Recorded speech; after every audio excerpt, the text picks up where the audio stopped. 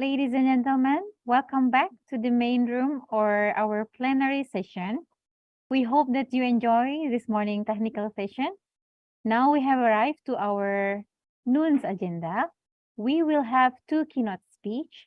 The first is Professor Ok Taek Lim from the University of Ulsan, South Korea.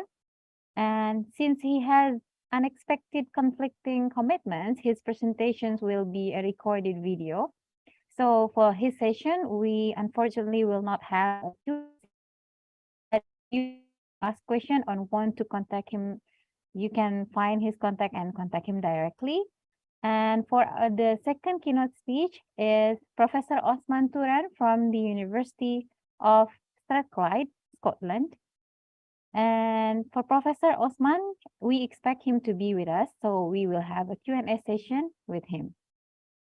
This session will be chaired by a moderator, Mr. Tata Sutardi, PhD. Therefore, I would like to introduce his brief profile.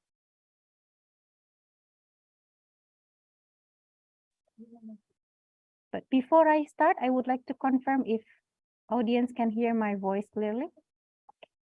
Okay, so Mr. Tata Sutardi, PhD, he is a researcher in energy conversion and conservation, brief. And he obtained his bachelor degree from Energy Conversion of Mechanical Engineering, Bandung Institute of Technology. And he obtained master degree from Energy Conversion of Mechanical Engineering, University of Indonesia. He obtained his PhD degree from System Power and Energy Division, School of Engineering, University of Glasgow. And his research interest is combustion, gasification, emission control, energy conversion, optimization in thermal process. So please welcome Mr. Tata Sutardi, PhD. Thank you so much, Mbak Novi, for your introduction. I feel honored because of your introduction. Good afternoon, ladies and gentlemen.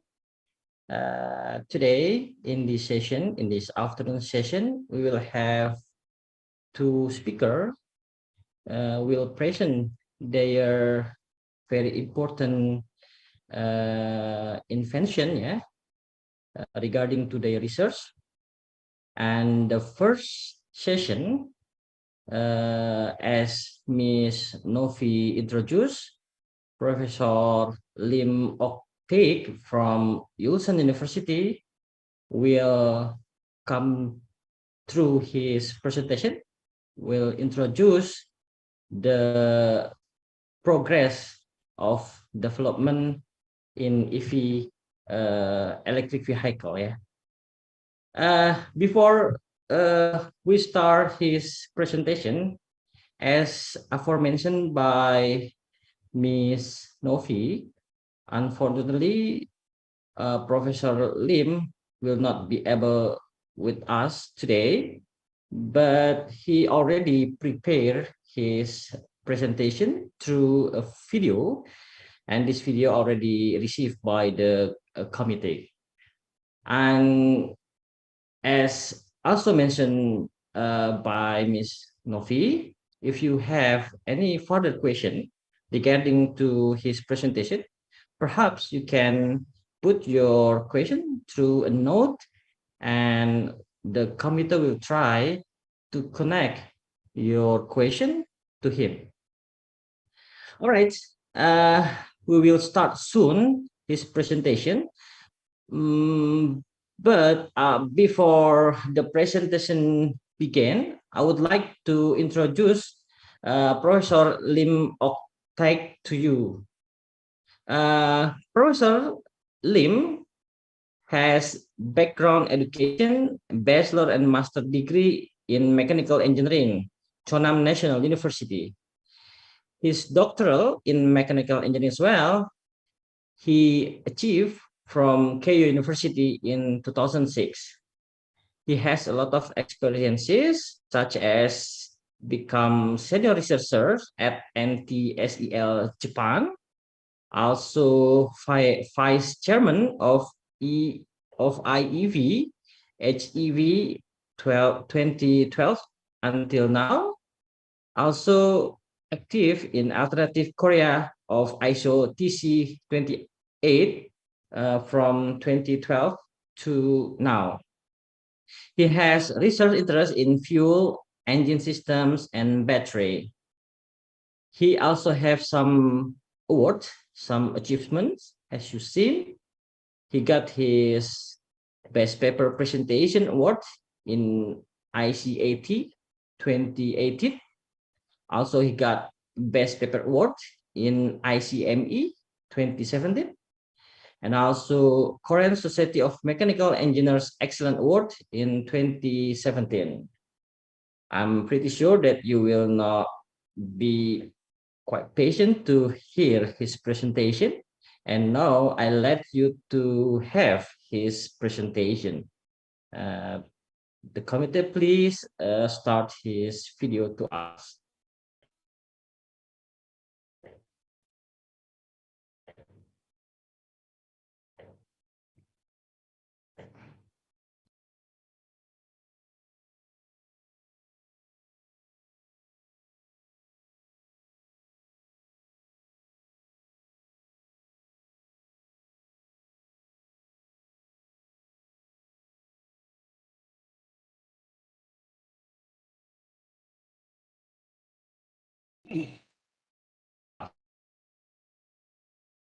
Morning, everyone. My name is Ok-Tae Lim from South Korea.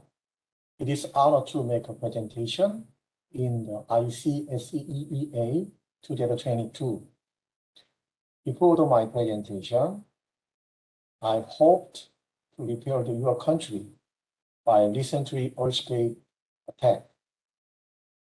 I always pray to repair and rescue and take care of your country in here.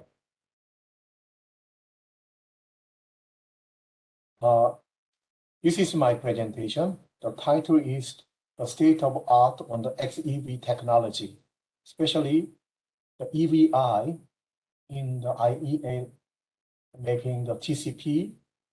They make a recently report. So I want to summarize this report and introducing about the new technology about xEV.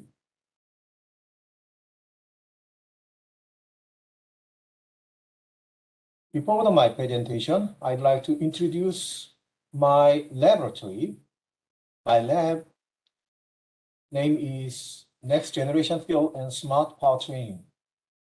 We worked about the internal combustion engine and hydrogen ship and life cycle assessment and electrification vehicle, the funding by the government. The many of the Indonesian people graduated here, and also they are taking the PhD candidate and master candidate now. If you're interested in my laboratory, please contact me. Before my presentation, I'd like to introduce the CO2 regulation in EU. This line is a perspective to reducing the CO2 emission in the EU area. Now, when we export the vehicle in EU, the regulation is 95 grams per kilometer. However, in 2050, that vehicle should be emitted CO2 emission about 10 grams per kilometer. This is very strategy, and this is very, very difficult to meet this regulation. So xEV is a new solution to reducing the CO2 emission. By this strategy and regulation, the IEA should be thinking about how can promoting the electric vehicle in the world. They're making the annual report about EVI and the global EV outlook. So this year, they're making this version. First chapter, they trend and develop in EV market. This is a history of the electric vehicle start from the 2010 to 2012 one. As you know, the last year, the electric car stock is over the 60 million vehicle in the world. This is a very, very huge and great increasement. Especially the China and the European area is the most extended electric vehicle promotion. In the 2021, the sales of electric car has not similar success in all regions in the last decade. China and Europe and United States account for nearly 2/3 of the overall electric market, and their aggregated sales represented 95% of total electric car sales in 2021. And also the model availability remain limited and price is very high. This is the number of available electric vehicle, and this is an available model in the others, especially the SUV and the large vehicle, large car and medium car is most extended than any others. In Korea, we are promoting the fuel cell electric vehicle. So in the world, over the 40,000 units is running in the world. Especially the Korean market is occupied 38%. So the Korea maintained the lead in the FCEV development and deployment over the 19,000 vehicles. And the United States has the second largest stock of the FCEV. Next slide is a trend in electric heavy-duty vehicle and financial performance of EV-related company stock. This graph is the electric bus and truck registration and the sales sold by region from 2015 to 2021, especially in bus, and this is a truck. The registration of electric bus and heavy-duty truck increased in 2021 in China, and Europe, and USA. The sales of electric bus increased 40% over the previous year, even as the global bus market remained roughly constant. Global sales of electric medium and heavy-duty truck more than doubled over 2020 volume. Total sales volume remained roughly same level of the previous year. Especially the charging state of heavy-duty vehicle, the depart charging and fast charging and electric load system can transfer the power to truck by inductive coil in the load through the conductive connection between the vehicle and road via tangential inline. This system applied in the German. The other option to provide power to electric heavy-duty vehicles are battery swapping and electric load system now. This is the electric bus and truck models expansion. So the X-Dick is driving distance, Y-Dick is year, the cargo van, heavy duty, medium duty, bus and school bus and others. Already over the 400 kilometers can drive in the per one charging. This is a stock of EV-related company have outperformance in component automakers since 2019. And also the easier access to capital means that the EV-related company can invest more. In the last 2 years, the financial market has emptied the world EV and battery company. Since the 2020, both the EV and battery in this side have outpaced that of the top 10 auto market as well as the broader market benchmark. Currently, market previous for the variation for per play, EV makers are significantly higher than a traditional OEM related to the number of the vehicles produced. The high valuation of stock could indicate that per play EV market have comparatively easier access to capital from the public equity market.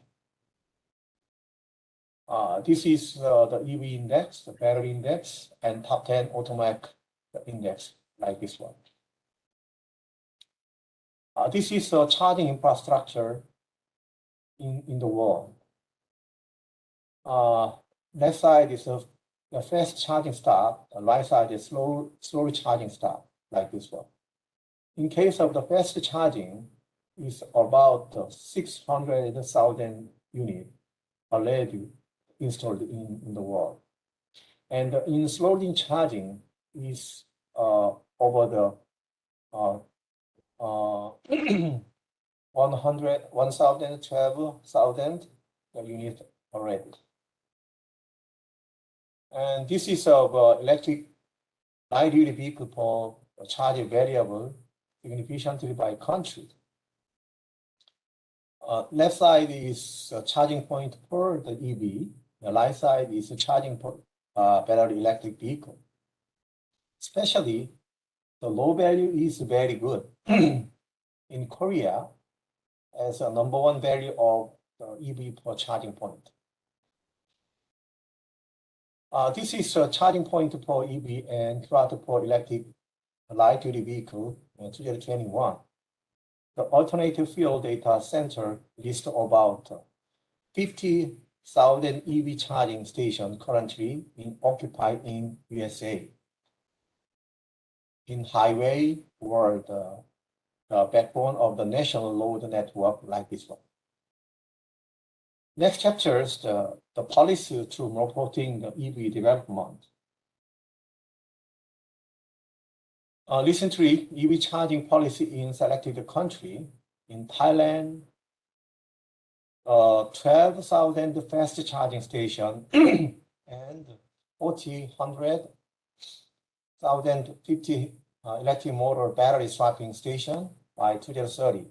The plan to use the public-private partnership to install more than 1,000 fast charger every 50 kilometers along the designed charging network.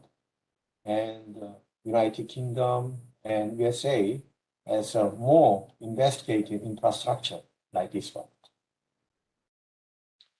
In China, the largest EV charging infrastructure network in the world, with more than 1.1 million public charging points like this one. The South Asia and Vietnam, Indonesia, Thailand, Malaysia has some policy development like this one. Next chapter is we talked about the perspective for EV development. In EV impact on energy demand and market opportunity. The global EV feed in 2012 consumed about 55 terawatt hour of electricity. Electricity demand for EV is projected to reach about 708 terawatt hour in the stated policy scenario. Over the 1,100 terawatt hour, the APS scenario in the 2030. China remained the largest consumer of electricity for the EV in 2030, although its share in global EV electricity demand decreasing significantly.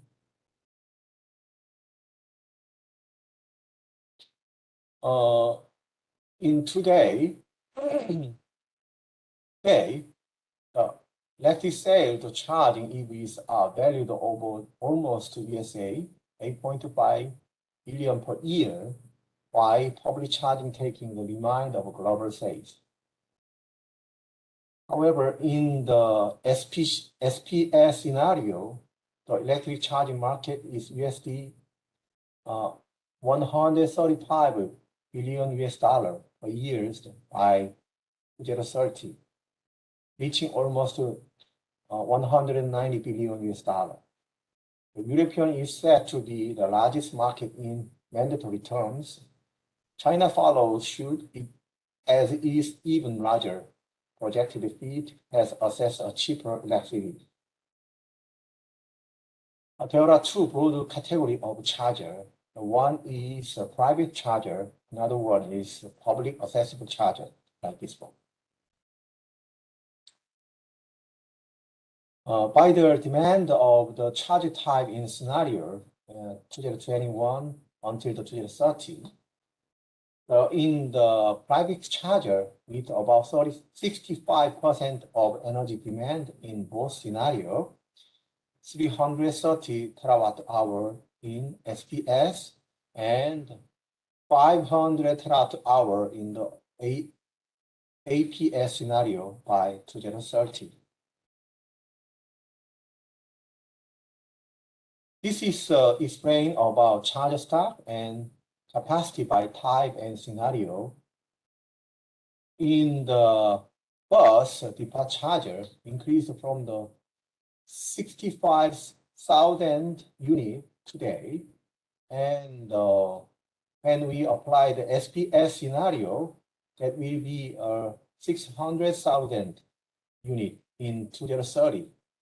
And total electricity capacity is over the 50 gigawatt. In the announced APS scenario, the number of bus depot charger increased to the 550,000 with capacity of almost 70 gigawatt. To support electric bus, the number of depot charger increased from around 7,000 today over the 660,000 in 2030 in the SPS scenario, and 350,000 APS scenario. This is an electric vehicle reduced using in oil in transport. XD is oil displacement by region, and this is oil displacement mode. By the analysis, the carrier of each region, the road transportation model IPS, GS model separately, then aggregated for global result. This is displacing oil, producing lower government, fuel tax, and revenues. In the tax loss in 2030 prediction in US by the SPC scenario, the 75 billion US dollar, APS scenario, the 90 billion US dollar, in Europe, the 35 billion US dollar.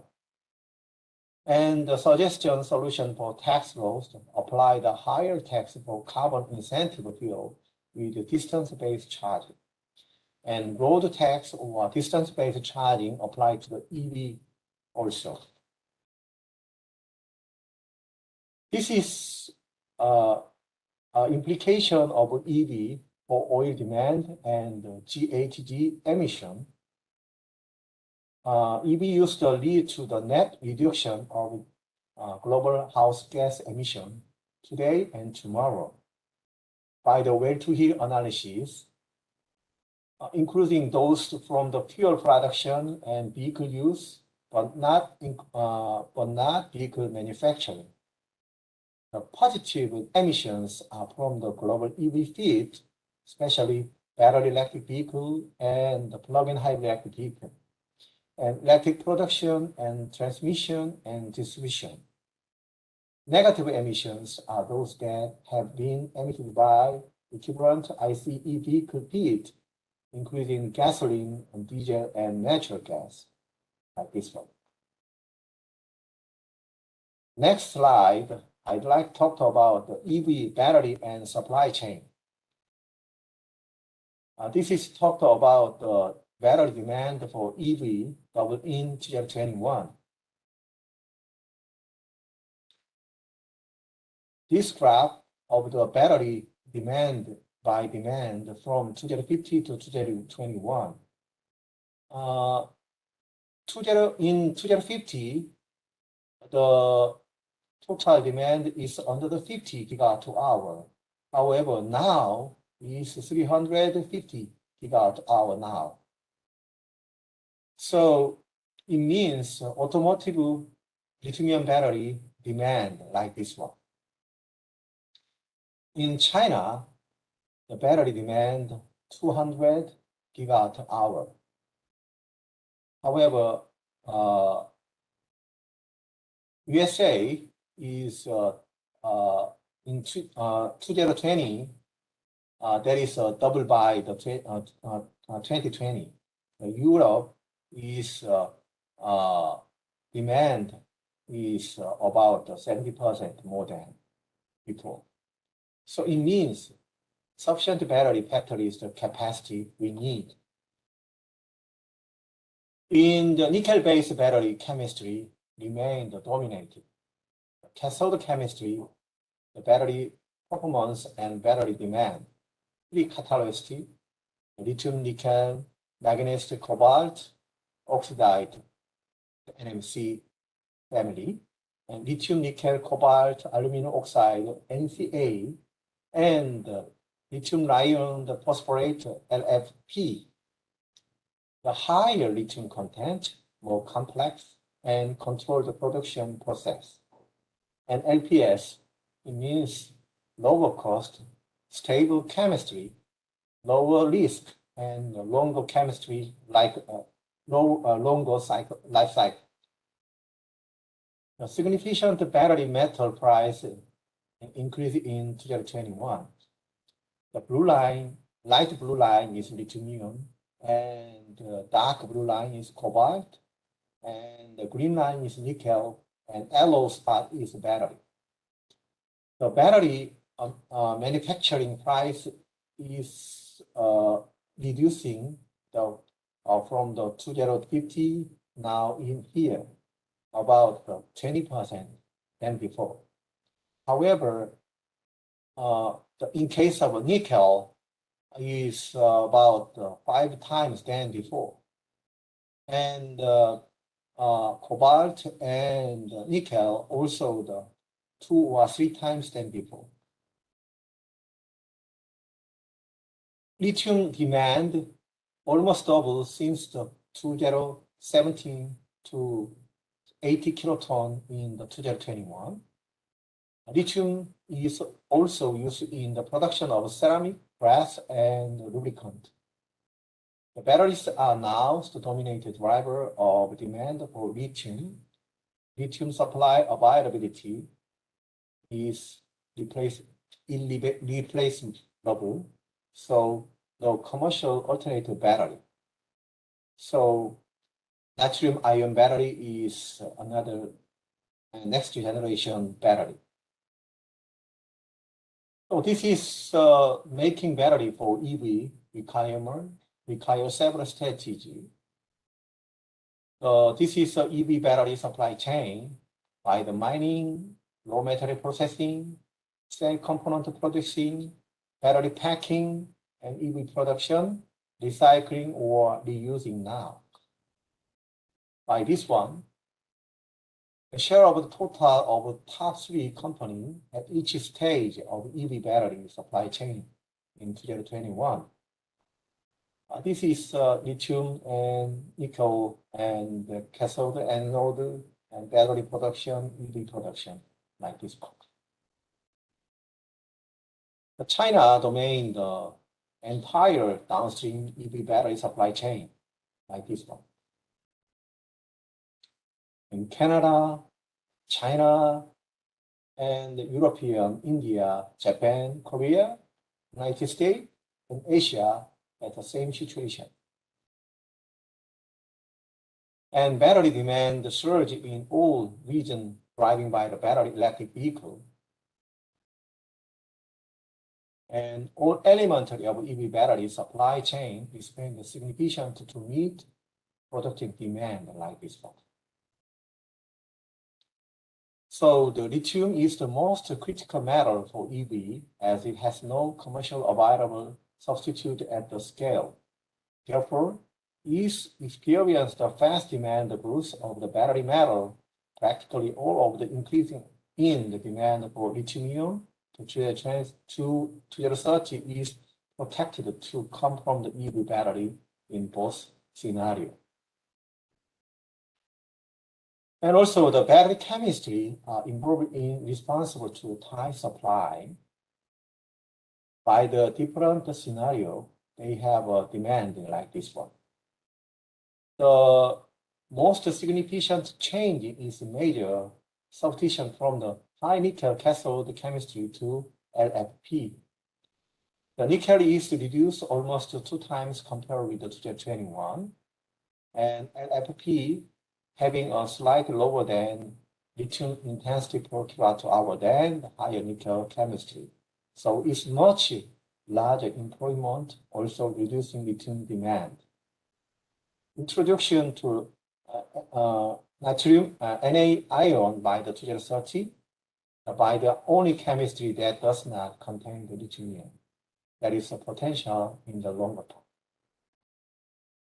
So this is EV battery metal demand on SPC scenario, and 2030 situation is more uncertain, but still below the trend to the meet demand for all metal if all anticipated supply come online, though with a small margin. So innovation can help to bridge the gap between the demand and supply method for the battery, especially the direct lithium extraction can increase in production from the existing mine. Another nickel route can increase in the barrier to supply the supply. The mining from the mining waste, reuse or recycling is most important. Next slide is talked about the policies for EV smart charging and grid integration. This is the share of grid infrastructure required in upgrading for 7 stock share and EV stock by region rounded by stock share and scenario. The lack of extensive charging infrastructure that can be slowed EV adoption. It is paramount importance that require grid upgrade are put in place as swiftly as possible with taking into the concurrent legitimate claim all stockholder. And if we adopt the smart charging system, we have 3 type of smart charging. One is off-peak charging, and unidirectional management charging, and bidirectional management or vehicle to grid. A few countries has all elements required for rollout of smart charging. How about your country? Now, I'd like to closing my presentation. If we have any question or talk about this one, please contact me by email or calling. Thank you very much.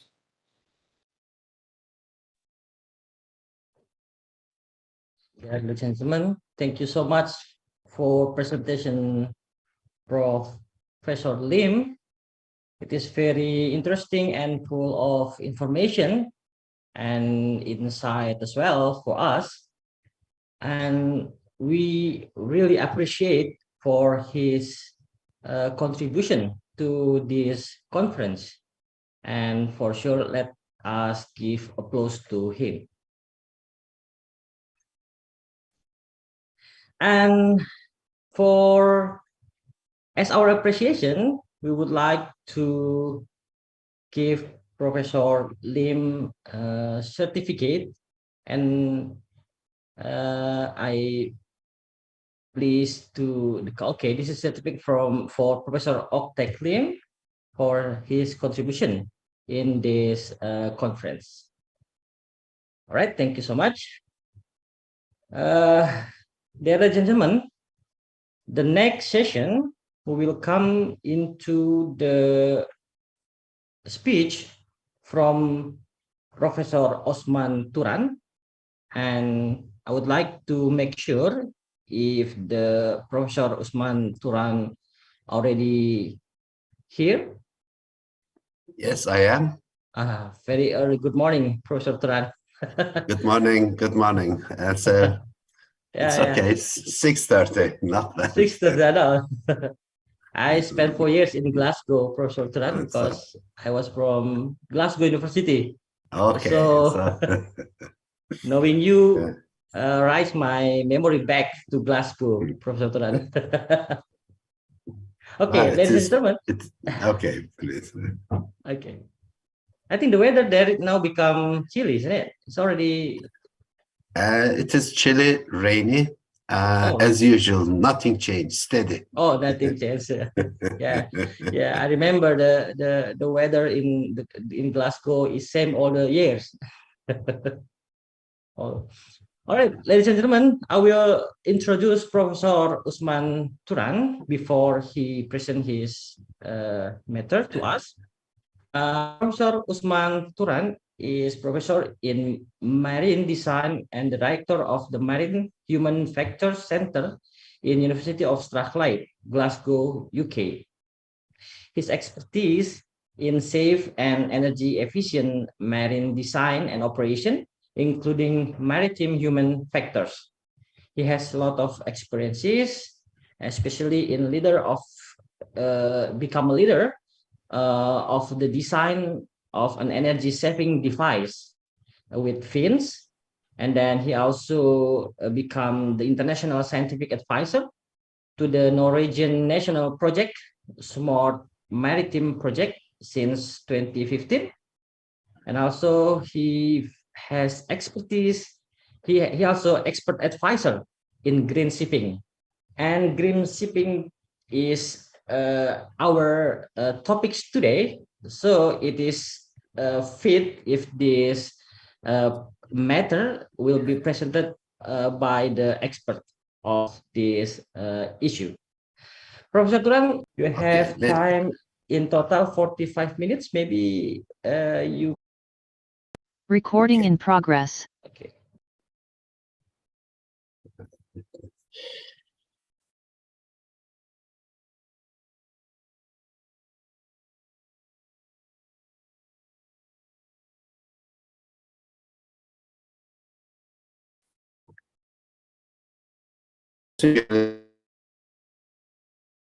Yes. Excellent. So, Chairman, dear colleagues and fellow speakers and the participants, I'm honored to be invited to this fantastic conference to present the green shipping challenges and solution from maritime sector point of view. Professor Lim had mentioned the energy demand for the electric cars, batteries, and the same challenge is faced by the shipping as well. Only difference is we are not dealing with tens of kilowatts or hundreds of kilowatts, but we are dealing with thousands of kilowatts. This creates a biggest challenge for shipping. Shipping, as everybody is aware, Indonesia is an island nation, and shipping is one of the key, the transportation mode, and it's a global. 80% of the global freight is transported by maritime. And shipping is also recognized as an energy cost-efficient means of transportation compared to road and air due to its large carrying capacity and low fuel consumption per ton transported. Shipping is, as we mentioned, global business. So if you look at on 1 liter of fuel, a ship can carry 1 ton of cargo around 241 kilometers, compared to 95 kilometers for a train and 28 kilometers for a truck. So considering that there are up to 120,000 vessels around the world, about 100 gross tonnage, this gives also the massive, the how do you call energy efficiency potential, but also the challenges to address, make them efficient and to be able to transform to alternative fuels. So with a few exceptions, unfortunately, all these ships are powered by burning conventional fuels in their combustion engines with large amount of exhaust gas coming out of as an undesired byproduct. Despite about 80% of the world freight is transported by ships, world's 2.7% of carbon emissions are generated by ships.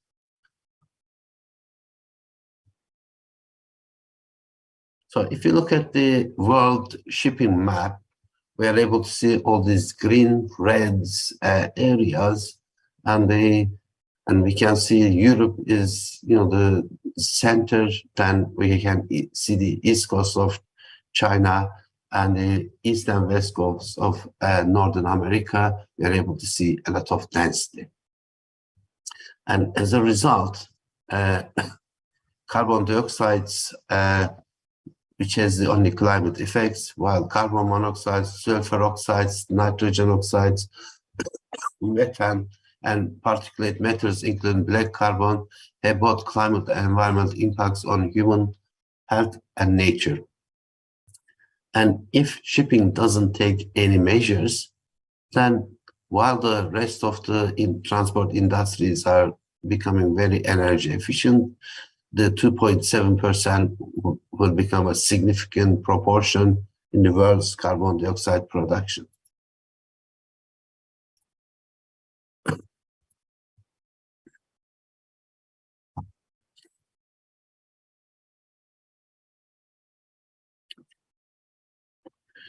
So let's look at this scenario. What happens? A ship is calmly operating. We're able to see that black smoke is coming from their funnels. This produces both CO2 and other harmful gases. NOx, SOx, particulate matter provide air pollution, and the CO2 create global warming. So which one to address? Of course, we need to address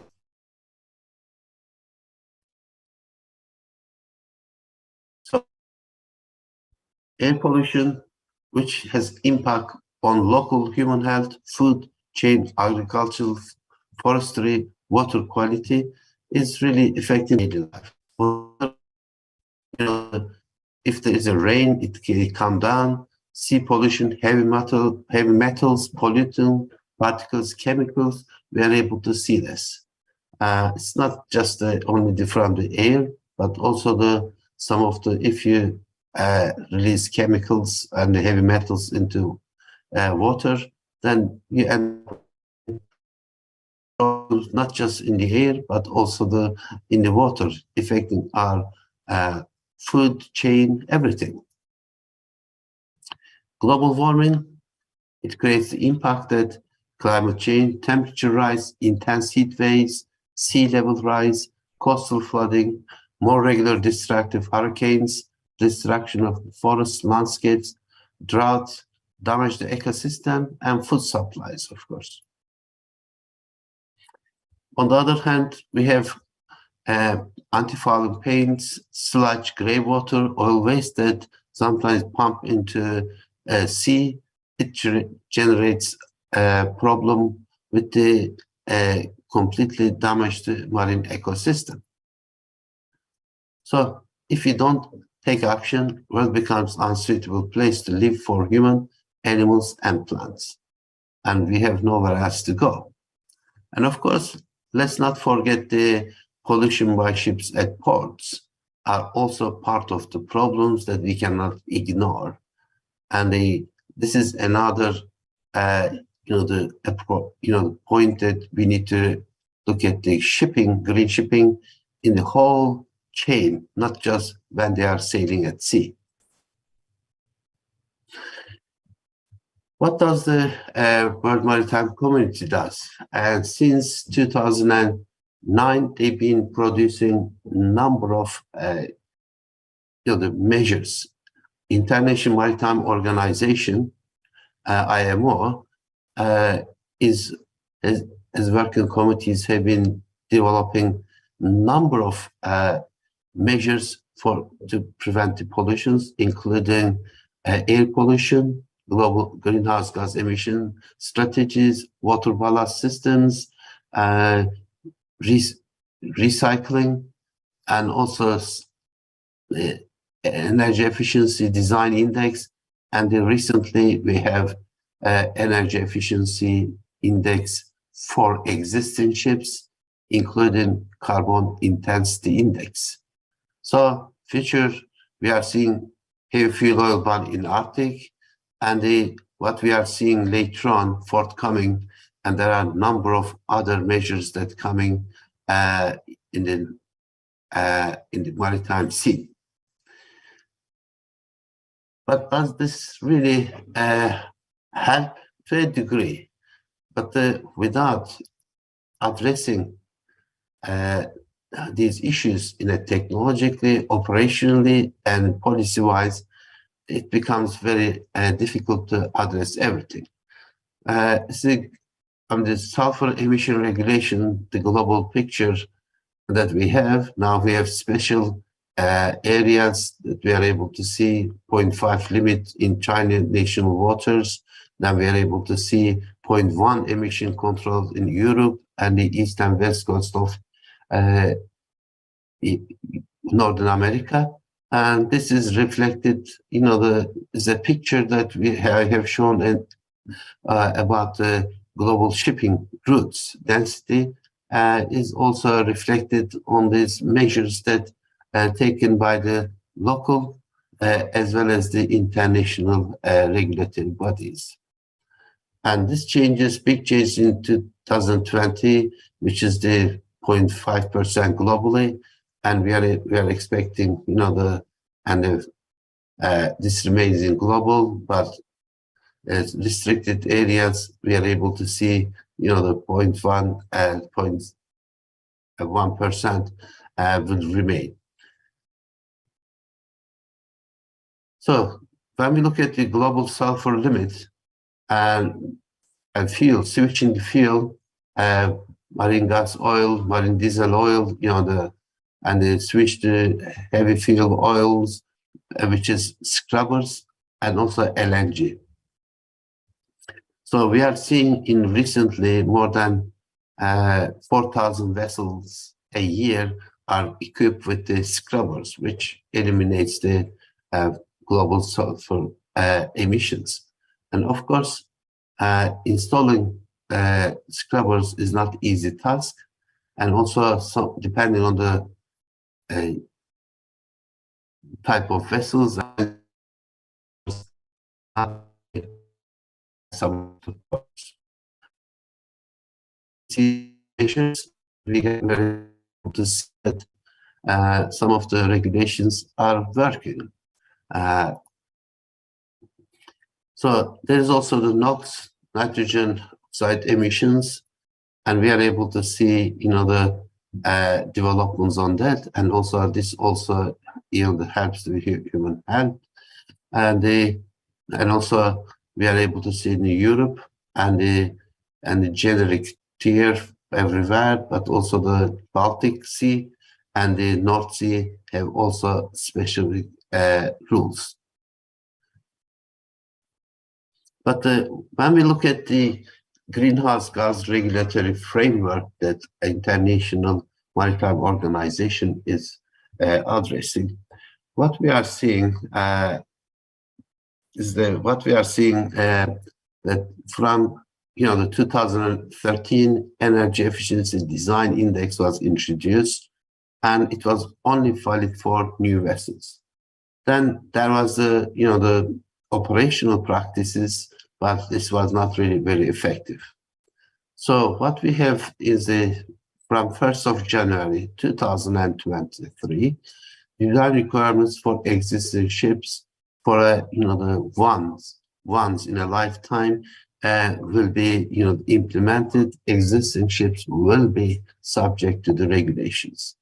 Then one of the most important, in my view, is the operational requirements actual carbon intensity, which is the carbon intensity index, which becomes mandatory from 1st of January, but every year until 2030, it will be, the limits will be stricter. This takes makes the ship owners, ship managers, so ship operators operate in a responsible manner, so that this will be recorded.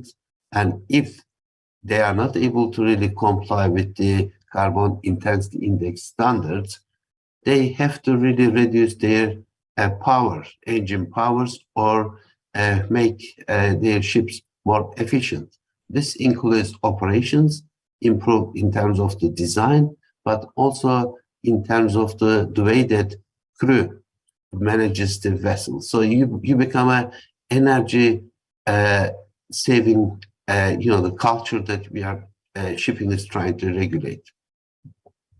Another point that it's important to mention, Professor Lim was mentioning, the well to wake. Now, in 2025, it is expected that Fuel EU Maritime had introduced a directive that the carbon emissions are not measured from, the tank to wake, but well to wake, so that this, the total emissions has to be taken into account. You cannot really pass the, the other emission to somewhere else. So there are other also taxing EU bunkers, emission cap and trade set prices on CO2, or other particular areas that you might have. One of the aim of greenhouse gas emissions we are trying to address is the what to do, and the tighter, the EEDI, SAMP, and also 2030 energy efficiency measures for new and existing ships using new indicators, carbon pricing, plan for low carbon fuels, and long-term development of carbon neutral zero carbon fuels, and new and innovative emission reduction mechanisms. If we don't take these type of measures, and we are not really look at the net zero emissions by 2050. That's the target. If we don't take measures, emissions from greenhouse gas emissions from ships will be, really difficult to achieve. So we painted the picture, what's happening, but what are the solutions? And that's where the people are debating, and which way is the best. So first question is, how do we make the ships more energy efficient? Remember, the available power, energy, is shared by the different transport, different industries, and also the public. So as a result, so it is really important to focus first is how to make the ships more efficient. Then other element that's seen is the port electrification, and also green bunkering, so that we can meet the targets. So key question is, do we have enough green energy? Today, in simple terms, no, we do not. So what do? We cannot just sit down and produce a new fuel using electricity like hydrogen or ammonia. If the electricity used is coming from the carbon, the base fuels like LNG, coal, or diesel. So what we are looking at is the different strategies, because one solution is not enough for shipping. Because we are talking about large power cranes, going up to 50, 60 megawatts, in cruise vessels, 80 megawatts. How do you generate the electricity using that with the existing fuels? This is not easy. It's difficult. So what we are looking at is the first energy efficiency improvement interventions from hydrodynamic interventions. Some of them is waste heat recovery, some of them renewables, wind, where our forefathers used to sail all the time, and this is coming back in a modern way. But it is not in the pure sail ships, but wind assisted. Then we have energy storage systems, then interventions in operational slow steaming, trim optimization, weather routing, ship engines control. Then we are looking at also the carbon capture systems, but for ship-based carbon capture systems are not really there yet. Remember, each 1 ton of fuel that you consume, you generate around 3 tons of carbon. Where do you store it? After treatment systems, we are able to see commercial scrubber, selective catalytic reduction, exhaust gas recirculation, particulate filters, oxidation catalyst, then low technology readiness level of the plasma reactions, plasma acid catalytic reductions. Then we have alternative fuels which is coming, biofuels, hydrogen, ammonia, methanol, liquefied natural gas, you name it, we are trying to generate. And there are currently some vessels in a small capacity is operating, but ammonia is being used as the big, the new fuel by some of the key large shipping companies as a strategy that they adopted.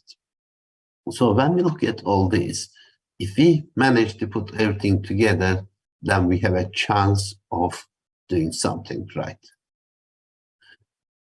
So examples that we are able to see hydrodynamics at design stage, some of them are only available for the new vessels. Some of them can be done for the as a retrofitting. If you do, the parametric optimization can reduce resistance in calm water by up to 10%. Optimizing the bow shape can reduce total resistance in waves by up to 5%. And you can propeller section optimization, improve efficiency around 1 to 3 for tankers, 3 to 7% for containers. And when we look at also the superstructure, you may have, the improvement, the up to 7% of the total resistance for some ships, but that's not really possible for existing ships. There are a lot of science going in, trying to optimize using the computation fluid dynamics and also experiments. For the hull propeller interaction is one of the hot topics in current climate. So size does matter, and we have seen with Maersk generating 18 to 22,000 TEUs, so that you increase the capacity, you are able to carry more, maybe even slower speed, so that you are able to reduce the greenhouse gas emissions. However, in trades, it doesn't work exactly like this. There's a demand reduction, and also, if the customers would like to reach the material products fast, then the charterers demanding the speed. How do we deal with that? That's a separate issue. Due to COVID and due to the economic downturn, we have seen slow steaming, and so that we have seen some of the vessels. But if the trade and the global consumers would like to reach fast. Maybe in the future they have to pay more for reaching the products quicker. Energy saving devices. We have seen some of the energy saving devices with the propeller Botscap fins between 1 to 2%, but it also improves the cavitations. Then we are able to see the pressure ducts, the wake equalizing ducts. It changes between the 2 to 7%, depending on the original design. And also another important element is the anti-fouling coatings. And if you don't look after your hull, suddenly within very short period of time, your fuel consumptions may be doubled. Another novel, the originally developed in Japan and installed in number of ships, and it is currently 3-4 ships are operating in new vessels, and it is recorded around 15 to 20% fuel saving in average, but in weather conditions, it was recorded up to 33% fuel savings. This, the two blades, of the rudder in each side of the propeller, it regulates the flow, but also it regulates the ship's motions, and also you are able to direct in the maneuvering. It's like a water jet systems. And the two sister ships, they had average 16%.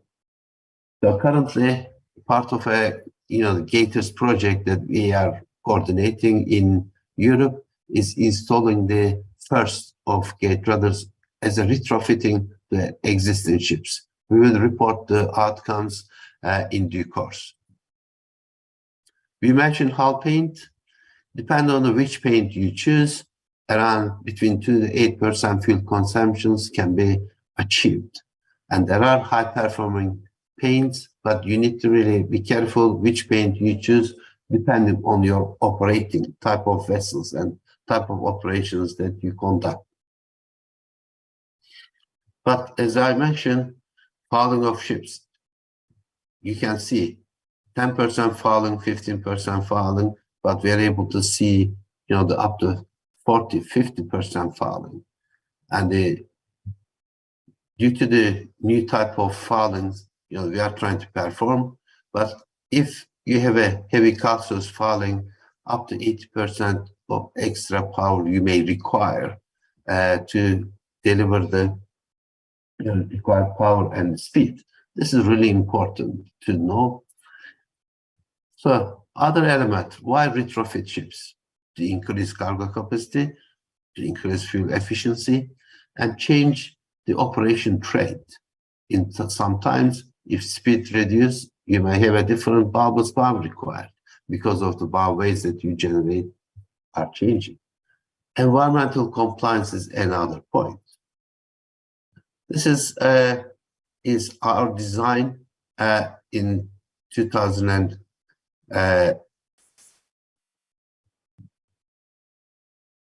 in 2014, we installed two wake equalizing ducts to 280-meter bulk carriers, and science plays an important role. We have done this purely using CFD, and actually we predict better than the model test. This is important to see why science and using the different, the innovations in the modeling and the manufacturing and the technology pays off. As I mentioned, if you reduce your speed from 24 knots to 12 knots because of slow steaming, then you require a completely different bulbous valve.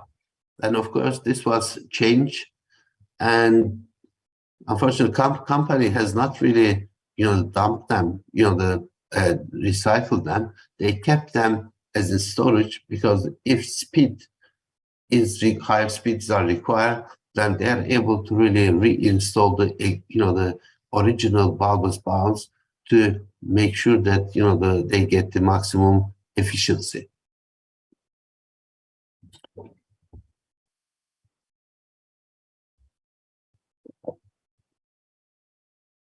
So what we are seeing here is the operational savings.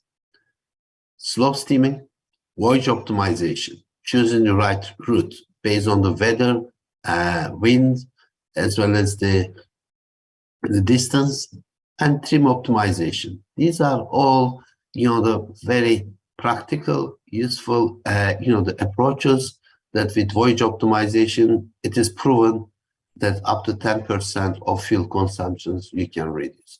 Slow steaming or just-in-time arrival becomes really a hot topic at the moment. Why? Because trying to go to destination port as early as possible, but you don't have a berthing place. What do? You stay there. Why not slow down? And we know the ships, the resistance, and the higher speed, it goes exponential. So that reducing speed makes you, arrive on time, but also you save significant amount of fuel. This needs to be coupled with the education and training of the seafarers and the companies, because these are operational practices that unless people are aware of what's happening. If you look at the operating profiles where companies are sitting on a very rich data, that if they intelligently look at their data, they're able to make sense, what to do through their operations. For instance, bulk carrier vessels, they're around 40%, they are operating in loaded condition, around 35% in ballast conditions, and time that they spend in port is 27%. So only 40% of the time they produce transport. When we look at the Aframax tankers, and we are able to see around 30% loading, and time in ballast is around 28 to 29%, and the time in port is 40%. So can you improve the loading, unloading, so that you have more time to carry cargo? Similarly, Chasemax, on the other hand, they have a significantly lower, although there is a variations that we are able to see in the same company, time in ballast is around increased to 33%, and time loaded is 34-35%. So depending on the ship type, things may change.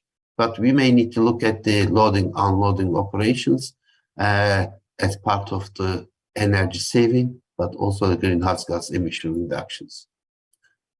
Tankers spend less time in port, larger tankers spend more time laden, handy-sized tankers spend less time in ballast. We are able to generate that information.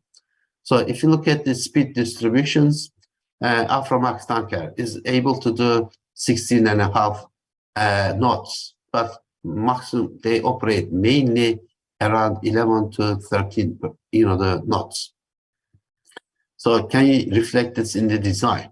Similarly, post-Panamax containers, they are able to do 28, 30 knots, but they are operating on around 20, 22 knots. Again, size of the ship, power of the ship, and the consumption becomes very important.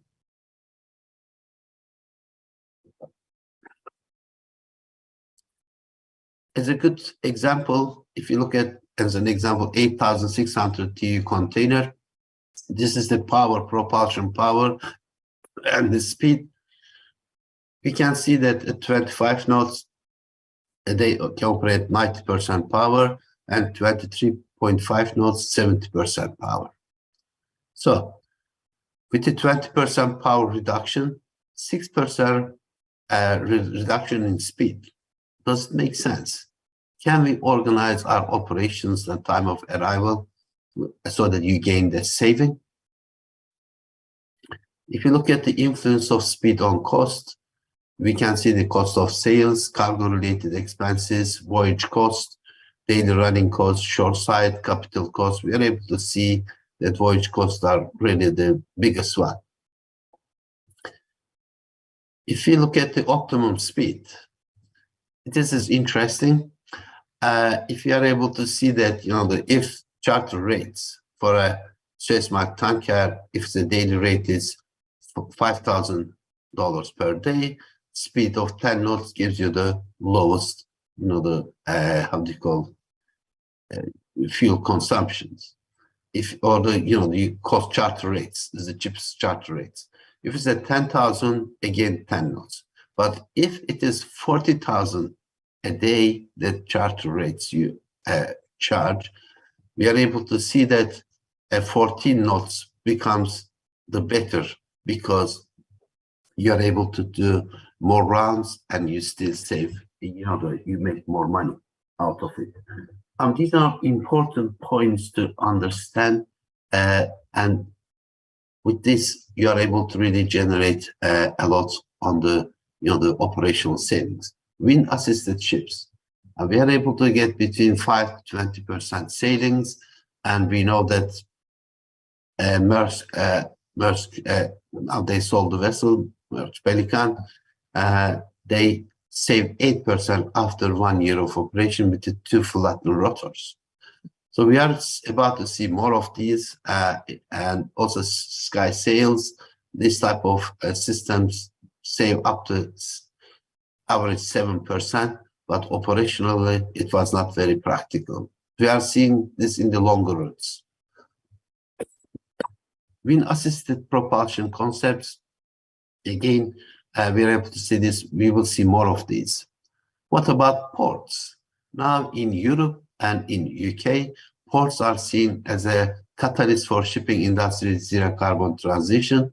They can provide alternative fuels, providing us the green shore power, increasing operational efficiencies, generating and using clean energy, and like the port electricity, if it is generated from the green sources, and the ships, instead of using their, the diesel power, they would they use electricity from the shore, because it's not that easy. So future,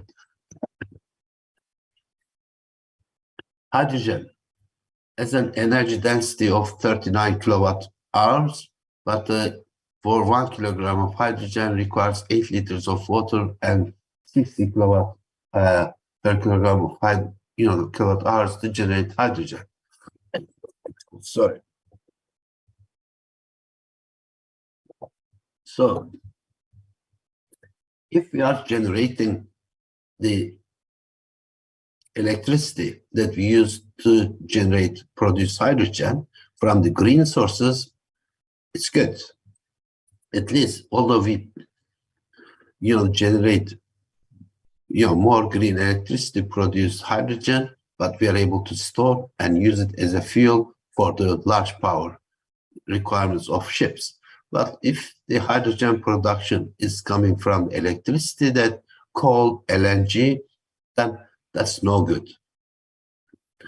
Let's not forget that this becomes the well to wake, that becomes net consumption, or the generation of greenhouse gas emission will be significant. So we look at the fuel measures. We do from oil extraction to we end up with the oil field ships. So this is the well to wake, and which is becoming the main discussion point, that we cannot just take the front tank and generate electricity, but we are able to see the different sources. So based on that, fuels are classed as black, gray, bio, blue, green. So ideally, we would like to have green ones. Blue is fossil fuel with carbon capture or storage, CO store or reuse, but also electricity, if it's come fossil fuel, is also under blue. From biomass, it is okay, renewable, but the CO2 emitted. Gray, from gas, methanol, ammonia, hydrogen, you can generate, but still CO2 emitted. So brown is the coal and oil. So we are able to make this journey and how to generate the energy, green energy. Europe is looking at the offshore wind as a, as the biggest, and also the some parts look at the solar panels. And for in the future, in the Far East, this may need to be looked at also. Maybe the solar becomes the alternative. So we are seeing this, how the future fields are classed and how these are really put into the perspective and how they can be taxed in the future. So pathways is the way that we see in the future in the ships, and the biofuels principally used as a drop-in fuel for older ships, and electric LNG used for dual fuel LNG ships, and the methanol, e-methanol, strong candy as a fuel for cruise ships. Ammonia is possible option as a zero carbon fuel for fuel cells on cruise ships if the safety issues are handled in a satisfactory manner. This can be in between 2030 and 2035. This can be scale up, and the hydrogen is seen as the future, both ammonia and hydrogen future fuels, if they are generated using the green electricity, or if you are able to carbon capture is facilitated. My last slide is, we are able to see many solutions, but none of them is perfect. And ship owners are driven by compliance with rules rather than they are pushing for innovations. So it's a carrot and stick, the cases we are able to see. Ship owners need different technologies for different emissions, and it is costly. And the efficiency of the technology sometimes doesn't agree with the claimed savings. And technology development uptake must be incentivized, with the development and massive deployment of carbon neutral fuels being critical. This is really important that necessary incentivization is done. And this requires a step change in terms of manufacturing, storage, etc., and engine technologies. And this comes with innovation, innovation, and innovation. Thank you very much. Thank you so much, Professor Usman, and applause for your presentation. Yeah, it's very interesting, and it is very challenging, to tackle the solution, to get the solution, to get the green fuel, green shipping in the future. But you have mentioned some option, you have some streams to be an alternative of the solution, such as after treatment technology, CCS, alternative fuel, and also conservation. I think it's very good and interesting option. Anyway, I haven't seen your let's say option to come to the battery. Is there any, you have any consideration for the battery? Yeah. Currently, there are short distance ferries are utilizing batteries because they can be charged quickly and the power requirements are small, and you have, to go to the other side and, you can charge. But when it comes to the long distance shipping, which is the massive, 60% of the carbon is generated by the three big ship types: container ships, deep sea container ships, bulk carriers, and tankers. And with the 50,000 from 18,000 kilowatt engine, or the up to 60,000 the kilowatt engine, you don't have batteries to be able to give you that power along the long distance, 3,000, 4,000, 5,000 miles. So that battery is not an option. It's an option for a short distance, 1 hour durations and etc. localized. We don't ignore this. This is really important because it affects the localized, the like ferries and then some of the ro-ros and etc. They are able to operate with the batteries, and because at the couple of hours distance, maximum I think I've seen 2.5 hours, so that they can go to other side and they charge, after a while. So if the fleet management, you are able to really address. But at the moment, we don't have a storage. We don't have the, how to generally store these batteries. and out, put in the long distance, it is not there. Where you may use is that those batteries may be used when they come to port if there's no electricity, port electricity is not available. We are not talking about port electricity, the shore-based electricity or often called ironing. Currently, companies are trying to get that, but the electricity capacity, grid capacity is not there to support it. We have seen with the UK and, in Southampton Port, they, after spending £12 million, install a shore-based charge for one cruise ship only. Because of the grid capacity is not there, electricity capacity is not there. We are not talking about, for a 6,000 houses that, they need in 1 hour, cruise ship would consume the 6,000 house worth, the electricity, the 5.5, 6,000 kilowatts minimum. And that type of energy grid capacity is not there. Second is, if the electricity that generated is not coming from the green, like the offshore wind, I wouldn't call it green, but the nuclear power, it's not generating. Then if you are generating electricity using LNG, the liquid natural gas, then it generates significant amount of carbon. So we cannot say that that's a green way of doing it. So there's a big debates. What will be the electricity demand for charging the ships, to shore, but also generating hydrogen, etc.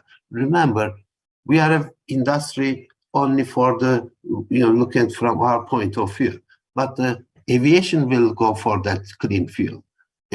Trains will go for that, or the trucks, and also the heating. So big competition for the green fuel. So that's why we are saying one solution is not enough. We need to be energy efficient first. To minimize for the same efficiency of work. We need to have a minimum consumption of energy. Then we look at the other alternatives that we look at it. Otherwise, we don't have that luxury of, let's have a 6 liter of, how they call the Rolls-Royce engine and etc. drive around the town. That days are past. We need to be energy efficient because we are generating, it's not any more amount of money, but also the carbon emissions.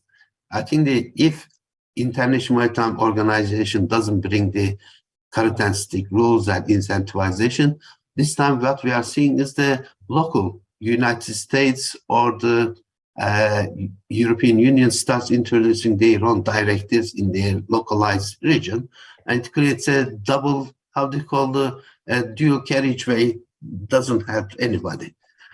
These are important points, but we need to understand the key element that everybody competes for the green and cheaper fuel, and considering the type of fuels that we will see, fuel will not be cheap. It will be more expensive. So that we want sustainable shipping. We need to be energy efficient, not through technology, but through our operations, maybe the energy culture that we need to adopt. Yes. Thank you. Very great, very clear explanation, Professor Usman. Unfortunately, our time is very limited, and for other participant who still has question, perhaps you can send through the committee. And Professor Usman, we would like to appreciate you with a certificate. Thank you. The committee, please. Thank you very much. And thank you so much for your time, and perhaps we can have further discussion regarding this issue. It's very interesting issue for us as well. Certainly. Anybody, anytime, and please feel free to distribute the presentation, and I'm very happy to answer questions.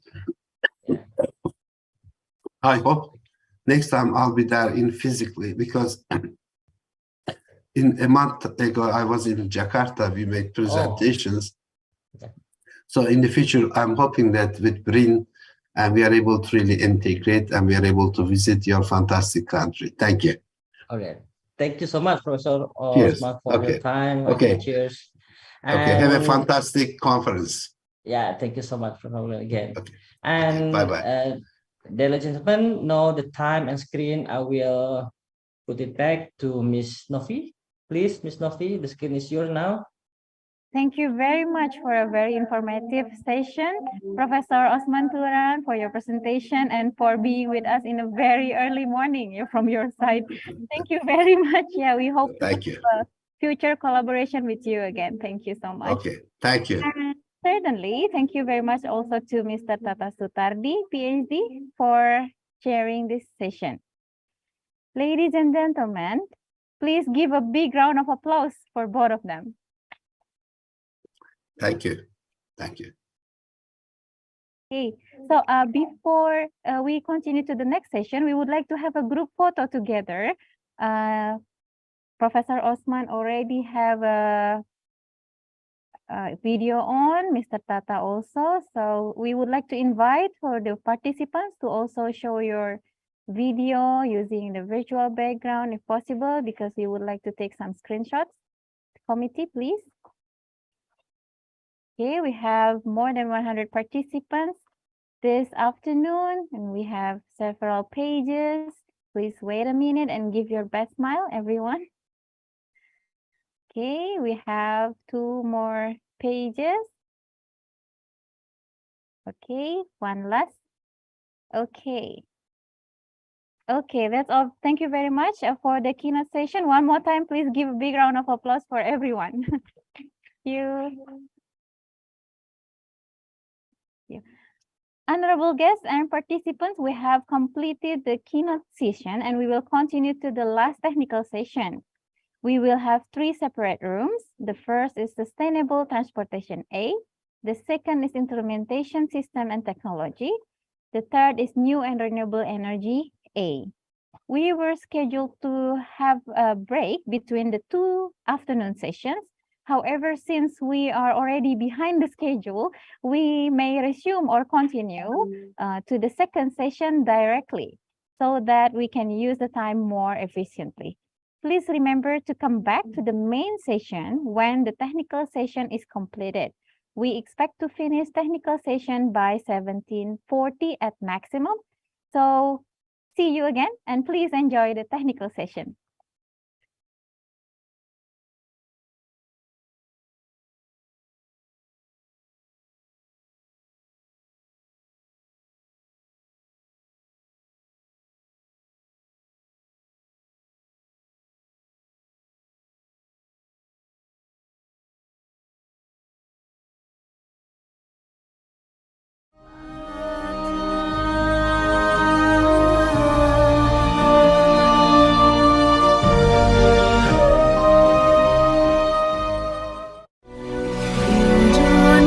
Indonesia tanah air beta, pusaka abadi nan jaya. Indonesia sejak dulu kala tetap dipuja-puja bangsa. Di sana tempat lahir beta, dibuai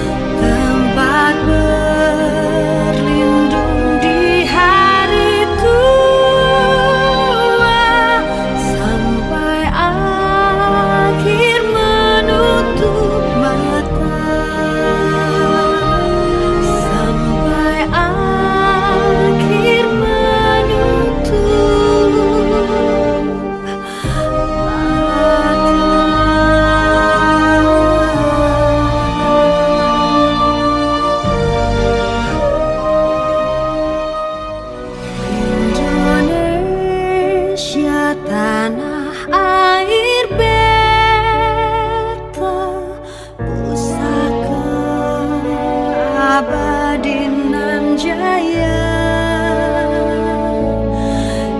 Indonesia sejak dulu kala tetap dipuja-puja bangsa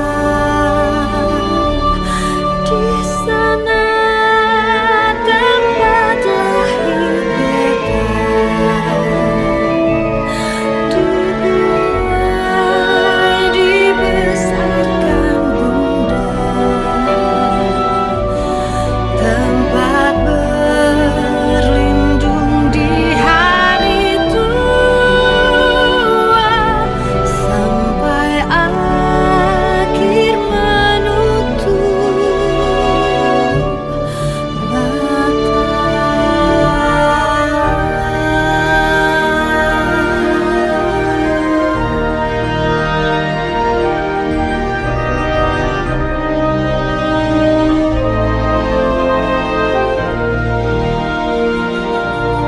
karya indah Tuhan Maha Kuasa bagi bangsa yang memujanya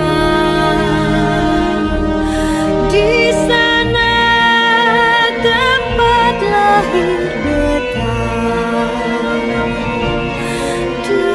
dibuai dibesarkan bunda tempat berlindung di hari tua sampai akhir menutup mata sampai akhir menutup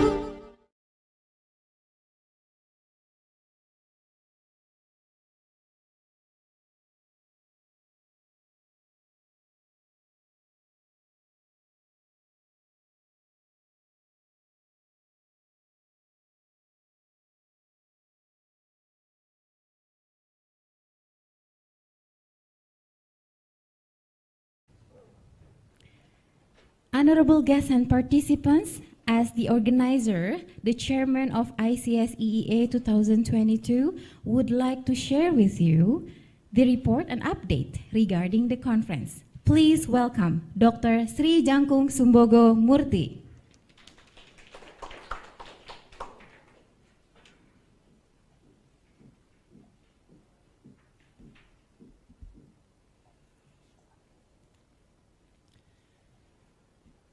Bismillahirrahmanirrahim.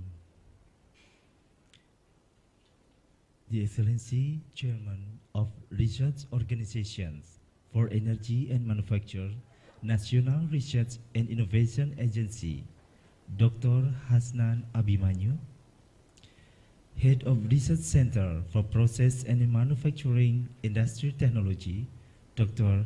Hen Saputra, our honored keynote speakers, Professor Dr. Eng Enia Lestiani Dewi, Dr.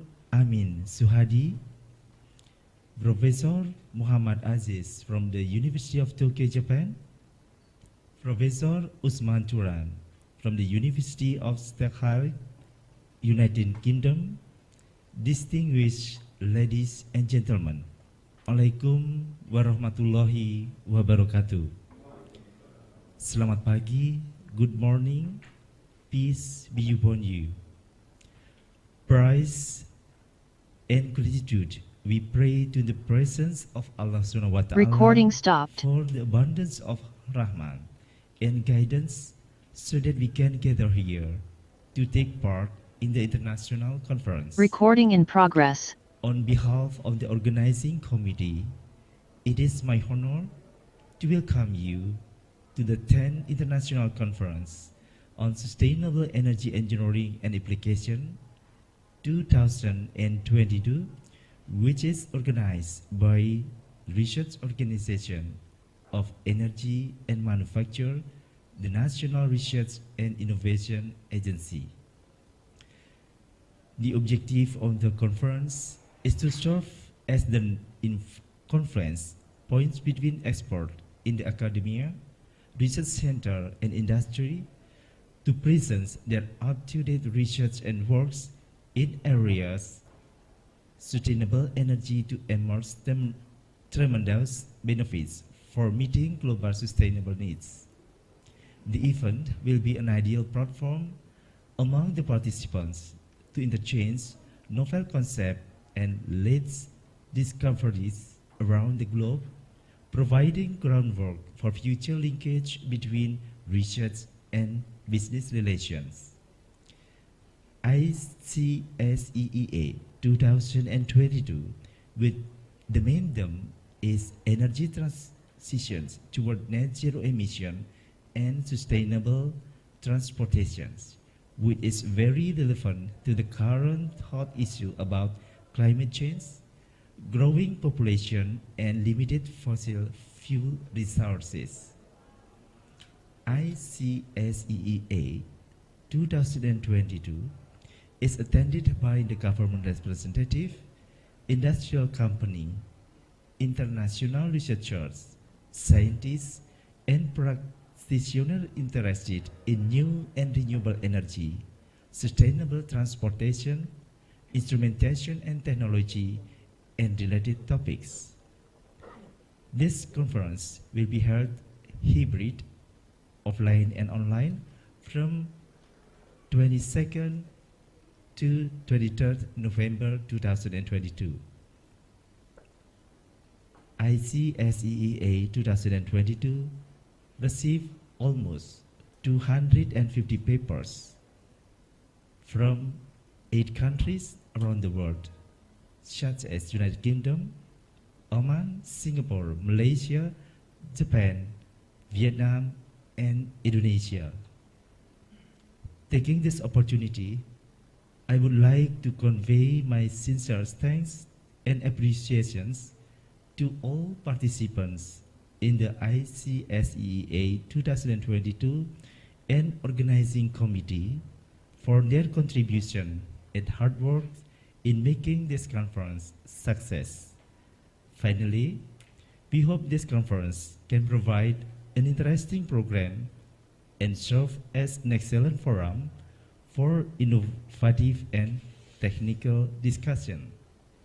Thank you very much. Assalamualaikum warahmatullahi wabarakatuh. Waalaikumsalam warahmatullahi wabarakatuh. Thank you very much, Dr. Sumbogo and the team in BRIN for the hard work and the dedication for this conference. Please give applause to the committee.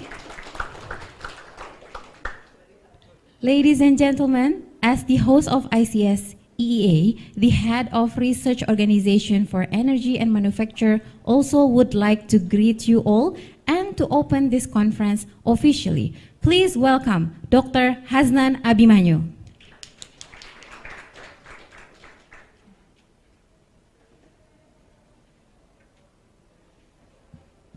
Thank you very much, the MC. Bismillahirrahmanirrahim. Assalamualaikum warahmatullahi wabarakatuh. Very good morning, ladies and gentlemen. Dear distinguished keynote speaker, Dr. Amin Suhadi, Professor Enia, and also Professor Muhammad Aziz and Professor Osman Turan, and also the chairman of the organizing committee of ICSEEA 2022, Dr. Sumbogo. Thank you very much for your hard work and also for the team who dedicate their work, their hard work, their thoughts, their time to success this conference, the 10th ICSEEA 2022. And hope this conference will be stove to share the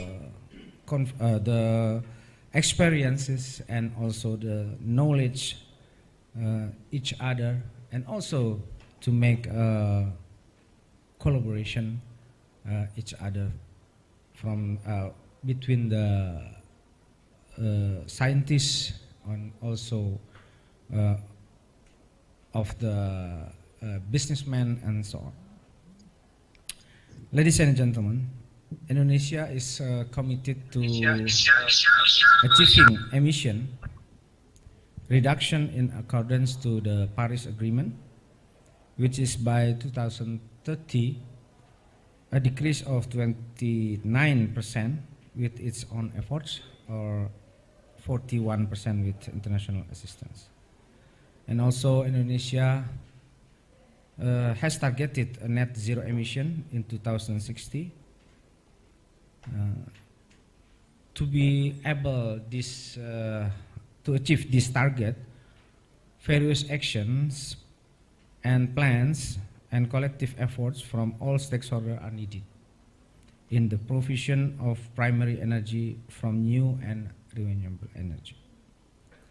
So the role of green technology is key in the accelerating implementation in both the electricity and also transportation sectors, which includes the development of new and renewable energy, green fuel, as well as electric vehicle facilities and infrastructure supported by high local content.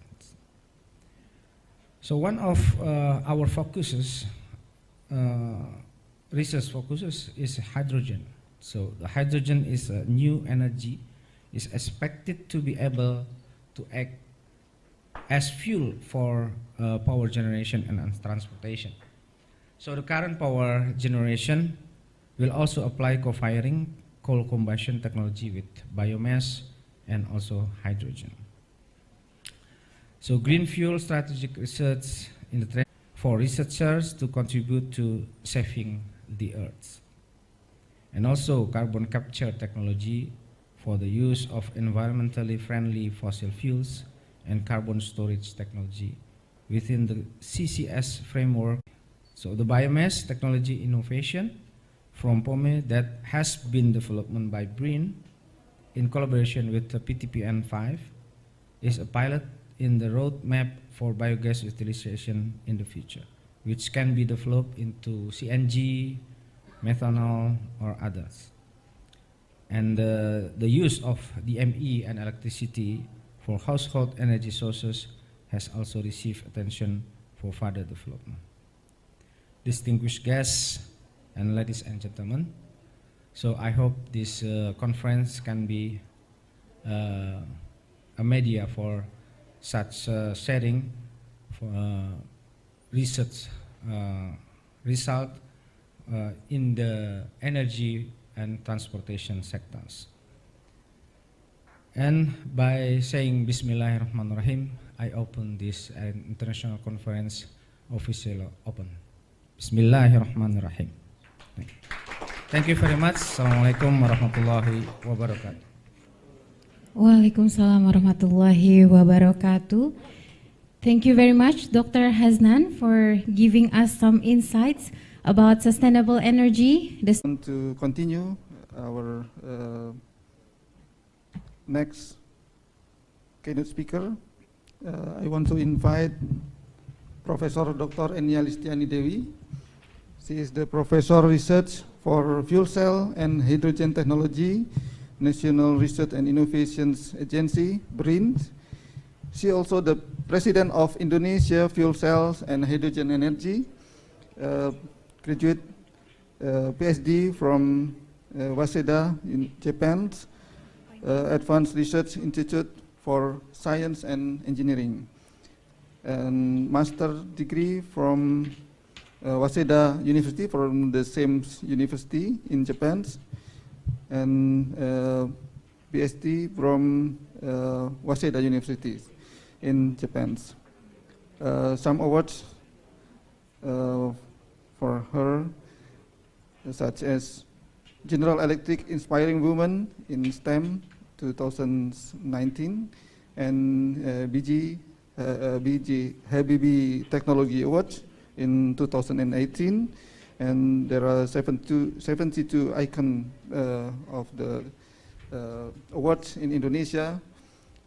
Sugeng Sarjadi Awards in 2014 and some others awards. Now, Prof.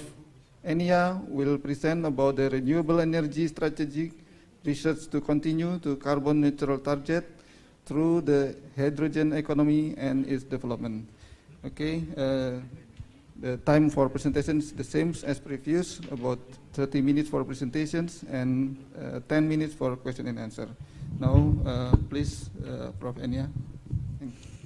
Thank you so much, Pak Hans, Dr. Hans Saputra, that giving introduction for us. And Assalamualaikum warahmatullahi wabarakatuh. Honorable distinguished guests, ladies and gentlemen, especially for Dr. Hasnan and also Dr. Eddie, Dr. Am, Dr. Chu. Thank you for coming. And many friends from another country and also another region in Indonesia. Welcome, and I really delighted to deliver my speech, especially on the renewable energy and also the hydrogen energy that would impact for the next of the net zero emission. So let me start the presentation. Okay. So I will give a talk about the renewable energy strategic research, especially how we can do the research, and also we can pass through the hydrogen economy to establish in Indonesia. Oh, yeah. Sorry. Okay. So we're facing up the pandemic right now and still around, and we realize that we will need health, and also we need a good air. Okay, the clean air and also the clean water. So I think this is the most important for us. And then we said that pandemic also make a wake-up call to all of us to make a good living.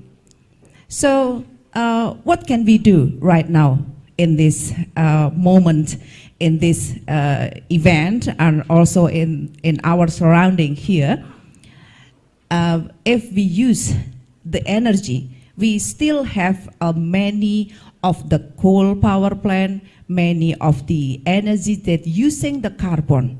So a long time ago, people make a rice with the wood burning, and then now we move to coal, yeah, and getting a briquette, and then we also moved to the petroleum that we use nowadays, and we also have gas, natural gas in our kitchen.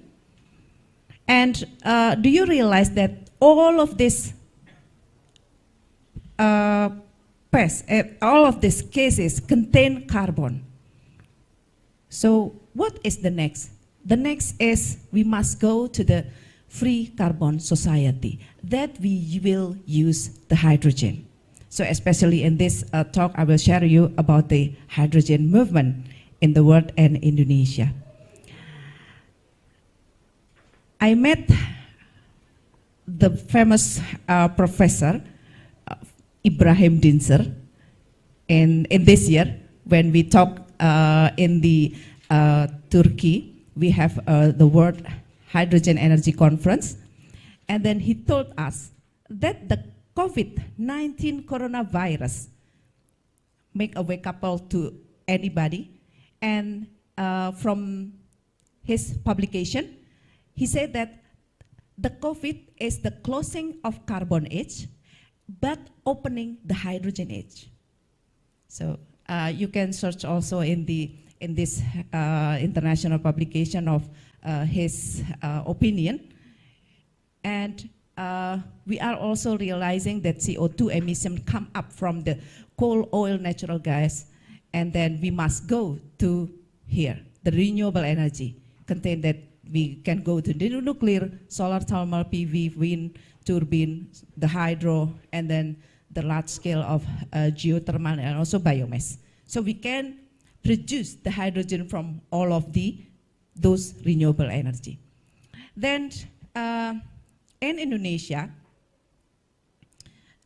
you know that a new capital was born in Kalimantan, and then you know the Kalimantan island contains forests and then palm tree, and then we have much coal, and the land is the peatland, and also we have a huge hydro over here. If we listen to the, can you make a voice volume of this video? Our president told us that the new capital in Kalimantan, it should contain renewable energy. And then the electric vehicle is over there. We can use the autonomous vehicle, and also we can use the public transportation. It's come from the renewable. Okay, I will go to the next one. So our president gave a target that Indonesia will move to net zero emission on 2060. Different from the other country, because all of the developed country would make on the 2050 or sooner. But Indonesia make a target 2060, but if we can achieve more, we want to move sooner also. And we have several financial platform, because the important thing is the finance. If we want to move the renewable energy, there is so many financial platform like carbon market price, carbon tax, ecosystem of green obligation, and so on. Then our president have also introducing the electric vehicle. We push the government since 2018 for the most, and then accelerating until right now. And several of our team also joined the biofuel implementation, and the next year maybe we go to the B40, so that's also the new movement in here. And after G20, we have accelerating the implementation of the photovoltaic. This is a huge demand on Indonesia that will use the photovoltaic. And also come up with the photovoltaic. We know that there is an intermittent, so we must talk about the hydrogen. And then, you know that the energy mix of renewable energy now in Indonesia is just 14%. I took this from, I think the group on the BRIN, that they calculated of the renewable energy is just go to the 14%, which is we want this number 2025. Indonesia must achieve 23% of the mix of renewable energy. But if we go slowly, or there is no breakthrough on the investment, we cannot achieve that goal. So we still realize in this graphic. And of course, President told that the decarbonization is a must, and then we must stop the coal steam power plant, and also we must introducing the nuclear and grid in 2049, and then we will go to the electric and the hydrogen and also the ammonia society. And then, you know, CO2 emission, especially in Indonesia, come from the industry and transport, also the electrification. What is the policy and research now? I think we must consider about the regulation first. This is the regulation from National Energy Policy and then National Energy General Energy Plan. We have several target at here. The mix of the new and renewable energy, and then mix the uses of the natural gases, and also the target of the energy consumption at here in 2050. Where is the hydrogen?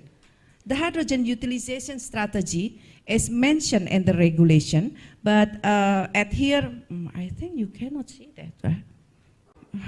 I'm so sorry, this is so small right here. So